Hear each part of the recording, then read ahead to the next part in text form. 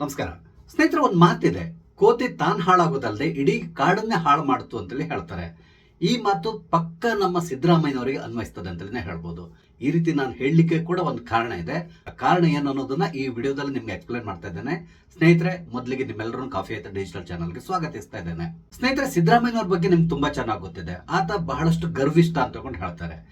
ಅವ್ರು ಮಾತಾಡುವಂತ ರೀತಿ ಮತ್ತು ಬೇರೆಯವರಿಗೆ ಯಾವ ರೀತಿಯಾಗಿ ಅವರು ಗೌರವ ಕೊಡ್ತಾರೆ ಎಲ್ಲದನ್ನು ನೀವು ಗಮನಿಸಿರ್ತೀರ. ಸಾಮಾನ್ಯವಾಗಿ ಪ್ರತಿಯೊಬ್ಬರನ್ನು ಕೂಡ ಏಕವಚನದಲ್ಲಿ ಕರೆಯುವಂತಹ ಅತ್ಯಂತ ಕೆಟ್ಟ ಅಭ್ಯಾಸ ಇರುವಂತಹ ವ್ಯಕ್ತಿ ಯಾರಾದ್ರೂ ಇದ್ರೆ ಅದು ಸಿದ್ದರಾಮಯ್ಯ ಅಂತಲೇ ಹೇಳ್ಬೋದು. ಈ ರೀತಿಯಾಗಿ ಏಕವಚನವನ್ನು ಉಪಯೋಗಿಸೋದ್ರ ಬಗ್ಗೆ ಕೂಡ ಅವರು ಒಂದು ಸ್ಪಷ್ಟೀಕರಣವನ್ನು ಕೊಟ್ಟಿದ್ದಾರೆ. ನಾನು ಹಳ್ಳಿಯಿಂದ ಬೆಳೆದು ಬಂದವನು, ಸಾಮಾನ್ಯವಾಗಿ ಹಳ್ಳಿಯಲ್ಲಿ ನಾವು ಎಲ್ಲರನ್ನು ಕೂಡ ಏಕವಚನದಲ್ಲಿ ಮಾತಾಡಿಸ್ತೇವೆ ಅಂತ ಹೇಳಿದ್ದಾರೆ.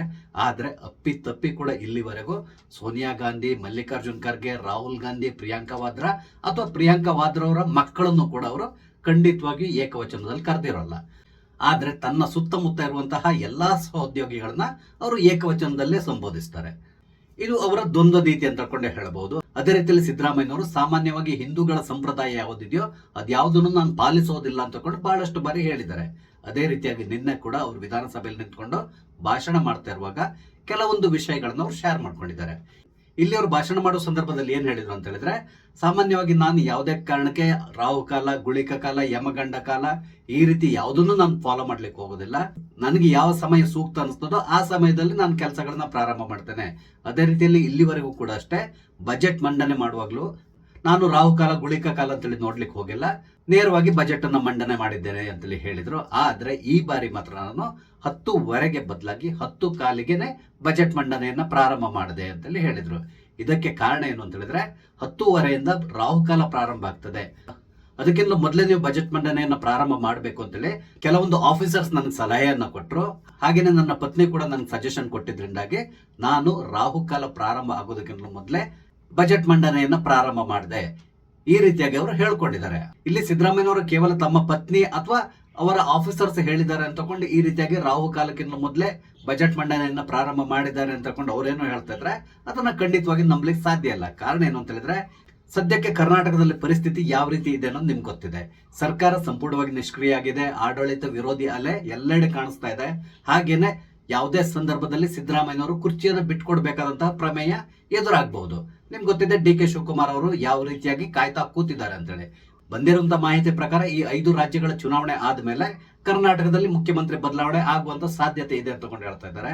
ಹಾಗಾಗಿ ಮೋಸ್ಟ್ಲಿ ಇವರ ಪತ್ನಿ ಅಥವಾ ಇವರ ಆಫೀಸರ್ಸ್ ಇವರಿಗೆ ಒಂದು ಸಲಹೆಯನ್ನು ಕೊಟ್ಟಿರ್ಬೋದು.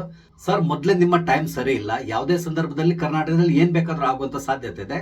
ಹಾಗಾಗಿ ದಯವಿಟ್ಟು ಈ ಬಾರಿಯ ಬಜೆಟ್ ಮಂಡನೆಯನ್ನ ರಾಹುಕಾಲಕ್ಕಿಂತಲೂ ಮೊದಲೇ ಪ್ರಾರಂಭ ಮಾಡಿ, ಅಂದ್ರೆ 10:15ಗೆ ಪ್ರಾರಂಭ ಮಾಡಿ ಅಂತೇಳಿ ಮೋಸ್ಟ್ಲಿ ಅವರಿಗೆ ಸಲಹೆಯನ್ನು ಕೊಟ್ಟಿರಬೇಕು.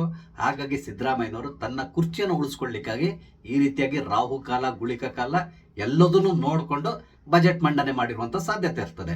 ಆದ್ರೆ ಅದನ್ನು ಓಪನ್ ಆಗಿ ಹೇಳ್ಕೊಳ್ಳಿ ಸಾಧ್ಯ ಇಲ್ಲ.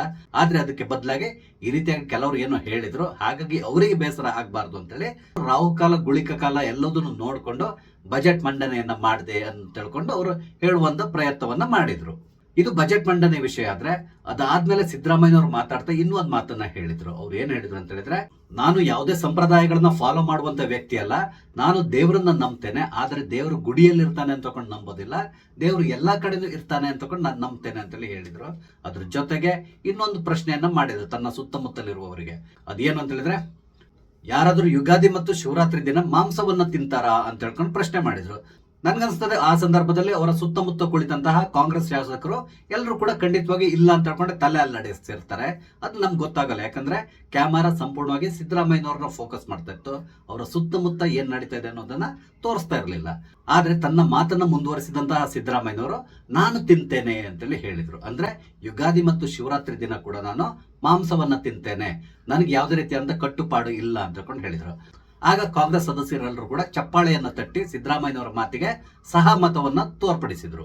ಇಲ್ಲಿ ಸಿದ್ದರಾಮಯ್ಯನವರು ಯುಗಾದಿ ದಿನ ಆದ್ರೂ ಮಾಂಸ ತಿನ್ಲಿ ಅಥವಾ ಬೇರೆ ದಿನ ಬೇಕಾದ್ರೂ ಮಾಂಸ ತಿನ್ಲಿ, ಅದು ಬೇರೆ ವಿಷಯ. ಆದ್ರೆ ಅದನ್ನ ನಿಂತ್ಕೊಂಡು ಸದನದಲ್ಲಿ ಹೇಳ್ಬೇಕಾದಂತ ಅವಶ್ಯಕತೆ ಇರಲಿಲ್ಲ ಅನ್ಸ್ತದೆ. ಕಾರಣ ಏನು ಅಂತ ಹೇಳಿದ್ರೆ, ಇವರೊಂದು ರಾಜ್ಯದ ಮುಖ್ಯಮಂತ್ರಿ. ಒಬ್ಬ ರಾಜ್ಯದ ಮುಖ್ಯಮಂತ್ರಿ ಆಗಿ ನಾನು ಹಬ್ಬ ಹರಿದಿನಗಳಲ್ಲೂ ಕೂಡ ಮಾಂಸವನ್ನ ತಿಂತೇನೆ ಅಂತೇಳಿ ಹೇಳುವ ಮುಖಾಂತರ ಜನತೆಗೆ ಏನ್ ಸಂದೇಶವನ್ನು ಕೊಡ್ಲಿಕ್ಕೆ ಹೊರಟಿದ್ದಾರೆ ಇವರು? ಇದನ್ನ ಖಂಡಿತವಾಗಿ ನಾವು ಪ್ರಶ್ನೆ ಮಾಡ್ಬೇಕಾಗಿ ಬರ್ತದೆ. ಇವರ ಇಂಟೆನ್ಷನ್ ಏನು ಅಂತ ಹೇಳಿದ್ರೆ, ಸಾಮಾನ್ಯವಾಗಿ ಸಂಪ್ರದಾಯವನ್ನ ಫಾಲೋ ಮಾಡುವಂತಹ ಫ್ಯಾಮಿಲಿಗಳನ್ನ ಮಿಸ್ಗೈಡ್ ಮಾಡ್ಲಿಕ್ಕೆ ಹೊರಟ ರೀತಿಯಲ್ಲಿ ಕಾಣಿಸ್ತಾ ಇದೆ. ಇಲ್ಲದಿದ್ರೆ ಈ ವಿಷಯವನ್ನು ಅವರು ಯಾಕೆ ಪ್ರಸ್ತಾಪ ಮಾಡಬೇಕಿತ್ತು? ಇದಲ್ಲದೆ ಈ ಹಿಂದೆ ಕೂಡ ಅವರೊಂದು ಕಾಂಟ್ರವರ್ಸಿಯನ್ನ ಮೈ ಮೇಲೆ ಎಳ್ಕೊಂಡಿದ್ರು. ನಿಮ್ಗೆ ಗೊತ್ತಿರಬಹುದು, ಅವರು ಮುಖ್ಯಮಂತ್ರಿ ಆಗಿದ್ದಂತಹ ಪ್ರಥಮ ಅವಧಿಯಲ್ಲಿ ಧರ್ಮಸ್ಥಳಕ್ಕೆ ಭೇಟಿ ಕೊಟ್ಟರು. ಧರ್ಮಸ್ಥಳಕ್ಕೆ ಭೇಟಿ ಕೊಡೋದಕ್ಕಿಂತ ಮೊದಲು ಅವರೊಬ್ಬ ಶಾಸಕರ ಮನೆಯಲ್ಲಿ ಕೂತ್ಕೊಂಡು ಮೀನನ್ನ ತಿಂದು ನಂತರ ಧರ್ಮಸ್ಥಳ ದೇವಸ್ಥಾನಕ್ಕೆ ಭೇಟಿಯನ್ನು ಕೊಟ್ಟಿದ್ರು.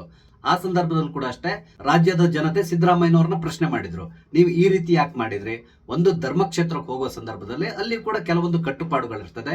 ಅಂದ್ರೆ ಅವ್ರೇನೋ ಬಂದು ನಿಮ್ಮ ಹತ್ರ ಬಂದು ಹೇಳಿ ಹೋಗಲ್ಲ, ನೀವು ಮೀನ್ ತಿನ್ಕೊಂಡು ಬರಬಾರ್ದು, ಮಾಂಸ ತಿನ್ಕೊಂಡು ಬರಬಾರ್ದು ಅಂತೇಳಿ.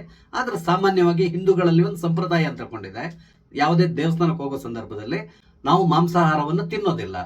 ಆದ್ರೆ ನಿಮ್ಗೆ ಗೊತ್ತಿತ್ತು ನೀವು ಧರ್ಮಸ್ಥಳಕ್ಕೆ ಭೇಟಿ ಕೊಡ್ತಾ ಇದ್ದಾರಾ ಅಂತೇಳಿ. ಅಟ್ಲೀಸ್ಟ್ ಆ ಸಂದರ್ಭದಲ್ಲಿ ನೀವು ಅದನ್ನ ಅವಾಯ್ಡ್ ಮಾಡ್ಬೋದಿತ್ತಲ್ಲ. ಧರ್ಮಸ್ಥಳಕ್ಕೆ ಭೇಟಿ ಕೊಟ್ಟ ನಂತರ ಬೇಕಾದ್ರೂ ನೀವು ತಿನ್ಬಹುದಿತ್ತಲ್ಲ. ಆದ್ರೆ ಪರ್ಟಿಕ್ಯುಲರ್ ಆಗಿ ಧರ್ಮಸ್ಥಳಕ್ಕೆ ಹೋಗೋ ಸಂದರ್ಭದಲ್ಲೇ ಈ ರೀತಿಯಾಗಿ ಮಾಂಸಾಹಾರವನ್ನು ತಿಂದುಕೊಂಡು ಆ ಕ್ಷೇತ್ರಕ್ಕೆ ಭೇಟಿ ಕೊಡೋ ಮುಖಾಂತರ ಏನನ್ನ ಪ್ರೂವ್ ಮಾಡ್ಲಿಕ್ಕೆ ಹೊರಟಿದ್ದೀರಾ? ಈ ರೀತಿಯಾಗಿ ಕೂಡ ಪ್ರಶ್ನೆ ಮಾಡಿದ್ರು. ಆ ಸಂದರ್ಭದಲ್ಲಿ ಇದು ದೊಡ್ಡ ಕಾಂಟ್ರವರ್ಸಿ ಆಗಿತ್ತು. ಹಾಗೇನೆ ಪ್ರಗತಿಪರರು ಮತ್ತೆ ಕೆಲವೊಂದು ಚಿಂತಕರು ಅನ್ಸ್ಕೊಂಡವರು ಇದ್ದಾರಲ್ಲ, ಅವರೆಲ್ಲರೂ ಕೂಡ ಸಿದ್ದರಾಮಯ್ಯನವರ ಪರವಾಗಿ ಬ್ಯಾಟಿಂಗ್ ಅನ್ನ ಮಾಡಿದ್ರು.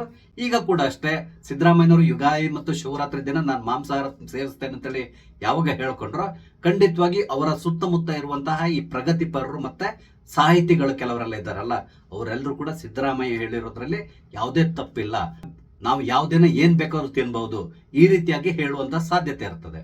ಅಂದ್ರೆ ಇಲ್ಲಿ ಸಿದ್ದರಾಮಯ್ಯನವರು ಕ್ಲಿಯರ್ ಆಗಿ ಹೇಳ್ತಾ ಇರೋದು ಏನಂತ ಹೇಳಿದ್ರೆ, ನಾನು ಹಿಂದೂ ಸಂಪ್ರದಾಯ ಯಾವುದೇ ಇರಲಿ ಅದನ್ನ ಫಾಲೋ ಮಾಡೋದಿಲ್ಲ, ನನಗೇನ್ ಅನ್ಸ್ತದೋ ಅದನ್ನೇ ನಾನು ಮಾಡೋದು ಅಂತೇಳಿ ಹೇಳ್ತಾ ಇದ್ದಾರೆ. ಆದ್ರೆ ಅಪ್ಪಿತಪ್ಪಿ ಕೂಡ ಸಿದ್ದರಾಮಯ್ಯನವರು ಮುಸಲ್ಮಾನರಿಗೆ ಸಂಬಂಧಪಟ್ಟಂತ ಯಾವ್ದಾದ್ರು ಕಾರ್ಯಕ್ರಮ ಇದ್ರೆ ಅಲ್ಲಿ ಮಾತ್ರ ಮುಸಲ್ಮಾನರ ಸಂಪ್ರದಾಯದಂತೆ ತಲೆ ಮೇಲೆ ಟೋಪಿ ಮತ್ತು ಚೌಕಳಿ ಶಾಲನ್ನ ಹೆಗ್ಲ ಮೇಲೆ ಹಾಕೊಳ್ಳೋದನ್ನ ಮಾತ್ರ ಖಂಡಿತವಾಗಿ ಮರೆಯೋದಿಲ್ಲ. ಅಂದ್ರೆ ಅದು ಅವರ ಸಂಪ್ರದಾಯ. ಒಂದ್ ವೇಳೆ ಆ ಸಮುದಾಯದವರು ನೀವು ಯಾವುದೇ ದರ್ಗಾ ಅಥವಾ ಮಸೀದಿಗೆ ಭೇಟಿ ಕೊಡುವ ಸಂದರ್ಭದಲ್ಲಿ ಯಾವುದೇ ಕಾರಣಕ್ಕೆ ನೀವು ಮಾಂಸಾಹಾರವನ್ನು ಸೇವಿಸಬಾರ್ದು, ಕೇವಲ ಸಸ್ಯಾಹಾರವನ್ನು ಮಾತ್ರ ಸೇವಿಸಿ ನಮ್ಮ ದರ್ಗಾ ಅಥವಾ ಮಸೀದಿಗೆ ಭೇಟಿ ಕೊಡಬೇಕು ಅಂತ ತಗೊಂಡು ಏನಾದ್ರೂ ಅವರು ಕಂಡೀಷನ್ ಹಾಕಿದ್ರೆ ಖಂಡಿತವಾಗಿ ಸಿದ್ದರಾಮಯ್ಯನವರು ಅದನ್ನ ಯಥಾ ಪ್ರಕಾರ ಫಾಲೋ ಮಾಡ್ತಾರೆ. ಅವ್ರು ಏನ್ ಹೇಳ್ತಾರೋ ಅದೇ ರೀತಿಯಲ್ಲಿ ನಡ್ಕೊಳ್ತಾರೆ ಹೊರತು ಅಪ್ಪಿ ತಪ್ಪಿ ಕೂಡ ಇಲ್ಲ ನಾನು ಮಾಂಸವನ್ನ ತಿನ್ಕೊಂಡೇ ಬರ್ತೇನೆ ಅಂತ ತಗೊಂಡು ಹೇಳೋದಿಲ್ಲ. ಕಾರಣ ಏನು ಅಂತ ಹೇಳಿದ್ರೆ, ಆ ರೀತಿ ಅವ್ರೇನಾದ್ರು ಮಾತಾಡಿದ್ರೆ ಖಂಡಿತವಾಗಿಯೂ ಅವರ ಮತ ಬ್ಯಾಂಕಿಗೆ ಸಮಸ್ಯೆ ಉಂಟಾಗ್ತದೆ, ವೋಟ್ ಬ್ಯಾಂಕ್ ತನ್ನ ಕೈ ತಪ್ಪಿ ಹೋಗ್ತದೆ. ಈ ರೀತಿಯಾಗಿ ಯೋಚನೆ ಮಾಡ್ತಾರೆ ಹೊರತು ಹಿಂದೂಗಳ ಸಂಪ್ರದಾಯ ಏನಿದೆಯೋ ಅದನ್ನು ನಾನು ಫಾಲೋ ಮಾಡೋದಿಲ್ಲ ಅಂತ ಹೇಳ್ಕೊಂಡು ಓಪನ್ ಆಗಿ ಹೇಳ್ಕೊಳ್ತಾರೆ. ಕಾರಣ ಏನು ಅಂತ ಹೇಳಿದ್ರೆ, ಹಿಂದೂಗಳು ಇದ್ಯಾವುದನ್ನು ಕೂಡ ಸೀರಿಯಸ್ ಆಗಿ ತಗೊಳ್ಳೋದಿಲ್ಲ. ಎಲ್ಲದಕ್ಕೂ ಪ್ರಮುಖವಾಗಿ ಹಿಂದೂಗಳು ಸಾಮಾನ್ಯವಾಗಿ ಸೆಕ್ಯುಲರ್ಗಳಾಗಿರ್ತಾರೆ, ಇದನ್ನೆಲ್ಲ ಅಷ್ಟೊಂದು ಗಣನೆ ತಗೊಳ್ಳೋದಿಲ್ಲ. ಅವರು ಸ್ವಲ್ಪ ಬ್ರಾಡ್ ಆಗಿ ಯೋಚನೆ ಮಾಡ್ತಾರೆ. ಇದೆಲ್ಲದೂ ಕೂಡ ಸಿದ್ದರಾಮಯ್ಯನವರಿಗೆ ಗೊತ್ತು. ಹಾಗಾಗಿ ಅವರು ಸದನದಲ್ಲಿ ನಿಂತ್ಕೊಂಡು ಓಪನ್ ಆಗಿ ಹೇಳ್ತಾರೆ, ನಾನು ಯುಗಾದಿ ಮತ್ತು ಶಿವರಾತ್ರಿ ದಿನ ಕೂಡ ಮಾಂಸಾಹಾರವನ್ನ ಸೇವನೆ ಮಾಡ್ತೇನೆ ಅಂತಕೊಂಡು ಹೇಳ್ತಾ ಇದ್ದಾರೆ. ಆ ಮೂಲಕ ಅವರು ಇಡೀ ಹಿಂದೂ ಸಮಾಜಕ್ಕೆ ಒಂದು ಸಂದೇಶವನ್ನು ಕೊಡ್ಲಿಕ್ಕೆ ಹೊರಟಿದ್ದಾರೆ ಅನ್ಸ್ತದೆ. ನೀವು ಕೂಡ ನಾನು ಏನು ಹೇಳ್ತಾ ಇದ್ದೀನೋ ಅದನ್ನೇ ಫಾಲೋ ಮಾಡಿ, ಈ ಸಂಪ್ರದಾಯಗಳನ್ನೆಲ್ಲವನ್ನು ಬಿಟ್ಟು ಬಿಡಿ, ಈ ರೀತಿಯಾಗಿ ಹೇಳುವಂತಹ ಪ್ರಯತ್ನಕ್ಕೆ ಕೈ ಹಾಕಿದ ರೀತಿಯಲ್ಲಿ ಕಾಣಿಸ್ತಾ ಇದೆ. ನಾನು ಅದಕ್ಕೆ ವಿಡಿಯೋದ ಪ್ರಾರಂಭದಲ್ಲಿ ಹೇಳಿರೋದು, ಈ ಕೋತಿಯ ಕಥೆಯನ್ನ ತಾನು ಹಾಳಾಗೋದಲ್ದೇನೆ ಇಡೀ ಕಾಡನ್ನೇ ಹಾಳು ಮಾಡ್ತು ಅಂತ ಹೇಳ್ತಾರಲ್ಲ, ಅದೇ ರೀತಿಯಾದಂತಹ ಪರಿಸ್ಥಿತಿ ಸದ್ಯಕ್ಕೆ ಕರ್ನಾಟಕದಲ್ಲಿ ಸಿದ್ದರಾಮಯ್ಯನವರು ಫಾಲೋ ಮಾಡ್ತಾ ಇರೋ ರೀತಿಯಲ್ಲಿ ಕಾಣಿಸ್ತಾ ಇದೆ. ನಿಮ್ಗೆ ಏನಿಸ್ತದೆ? ಸಿದ್ದರಾಮಯ್ಯನವರು ಹೇಳಿರುವಂತಹ ಮಾತು ಸರಿ ಇದೆಯಾ ಅಥವಾ ತಪ್ಪಾ? ನಿಮ್ಮ ಅನಿಸಿಕೆಗಳನ್ನ ದಯವಿಟ್ಟು ಕಮೆಂಟ್ ಮುಖಾಂತರ ತಿಳಿಸಿ. ಹಾಗೇನೆ ಇಲ್ಲಿ ನಾನು ಹಂಚ್ಕೊಡಂತ ವಿಷಯ ಇಷ್ಟ ಆದ್ರೆ ಲೈಕ್ ಮಾಡಿ, ಶೇರ್ ಮಾಡಿ, ದಯವಿಟ್ಟು ನನ್ನ ಚಾನಲ್ ಸಬ್ಸ್ಕ್ರೈಬ್ ಮಾಡಿ. ನಮಸ್ತೆ, ಜೈ ಹಿಂದ್.